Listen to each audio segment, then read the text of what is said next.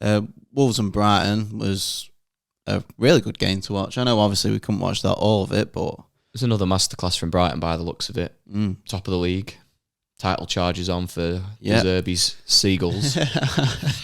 Goal difference of 6 at the minute. They just look fluid.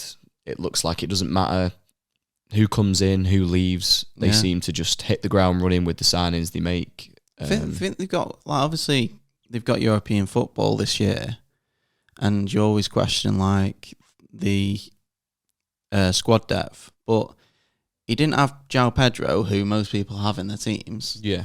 And he started last week, and he's started in CISO today.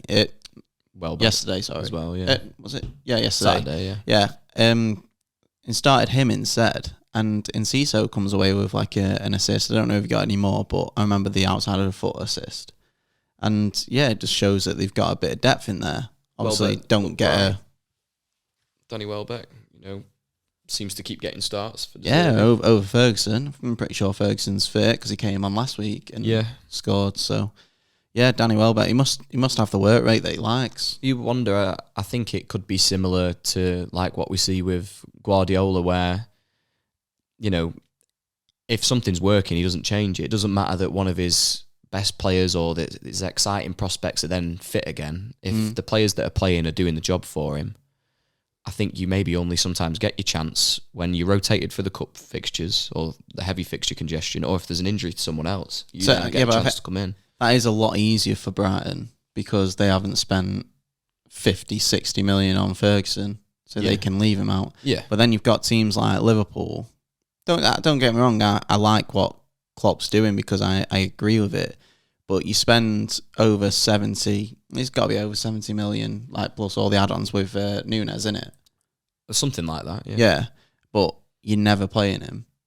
Yeah, and obviously you're getting the results, you don't want to change it, but leaving a player out like that, it's got to be tough. Yeah, it's a lot, like you say, it's a lot easier for someone like Brighton, which is no disrespect to Brighton. They're a brilliant team, play brilliant football, but when the signings aren't high profile like that, there's a bit of ease there. But there will become a question at some point if he keeps leaving him out.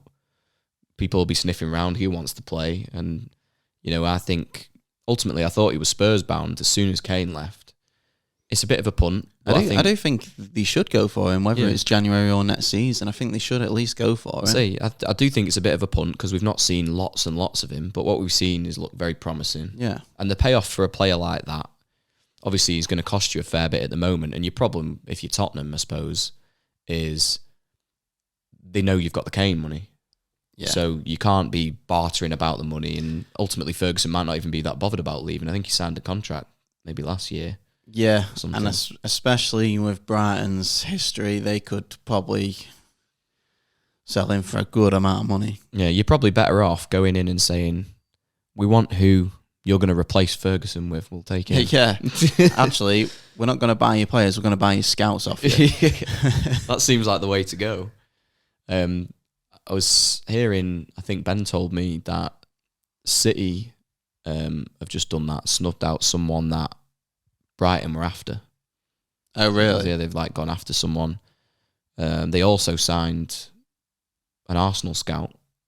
Why have Arsenal scouted recently? I don't know, but they must have wanted him for some reason. But so they're changing that approach a little bit or adapting that approach. But yeah, we did say, didn't we? Earlier, we was like, they're selling a lot, and I'm really interested in seeing Brighton's books because their profit must be players. Yeah, I think that is the biggest problem for Brighton. I mean, if you're a Brighton fan, you're probably not worried because you've seen now you sell all of these world beaters. Let's be honest, Premier League, some of the best players in the Premier League, some of them, sell them for great profit. Then they move on. You replace them. Cycle continues. You lost Graham Potter. Bring in De Zerbi, cycle continues. I know, even the managers is a good choice, aren't they? They keep it's just a very well-run, well-oiled club. But you would say that generally these good players that they get, then none of them stick around because they are still that stepping stone selling club. Brighton will never get the chance to be up there with the big boys. Yeah, because even if they're genuinely, even if they're competing in the top 4 all season, they're still not going to be thought of as that big club, and ultimately players are going to leave for a payday. Even the scouts, if they silverware. carry on the way they are, I bet the scouts will end up leaving and going somewhere else. It's going to happen. Like I don't like slating them, but it's going to happen. It sounds like we're being really salty. throwing it in on them, but it's just a reality. They're not going to keep hold of those kinds of players. They might bring in more, and they'll keep running and doing well. But there's only, I think as well, your luck's going to run out eventually. Yeah, so bank the money while you can. That's the sort of club that they are at the end of the day. Like I'm sure they'd love to win a cup or have a good cup run. That's not beyond the realms of possibility. I think the best chance for them to win a cup right now is because of the manager.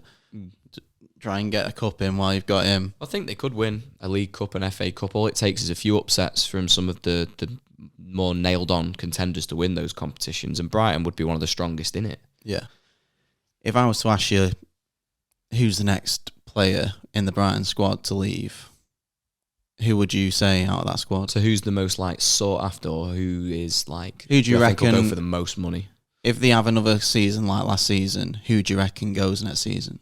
I think based on the availability of the position, could be Estepinian, because that'd be 2 seasons, because he was pretty brilliant all of last season. He looks like to have picked up where he left off. And Didn't you mention City could probably go for him? I think it makes sense. If it wasn't for the fact that they're now playing this different system where they just seem to have centre-halves playing across that complete back 4 stroke back 5, stepping into midfield. If they wanted a traditional left-back in the sense of what that is, I think that signing makes all the sense in the world. And obviously, ultimately, that would mean he'd had 2 seasons in the Premier League playing to a high level, and I just don't think there's a lot of left-backs out there. I think that's a problem position for recruitment. But in terms of ceiling, who could go for the most money, you'd have to say Evan Ferguson, because he's a young striker. With the age and all that, yeah.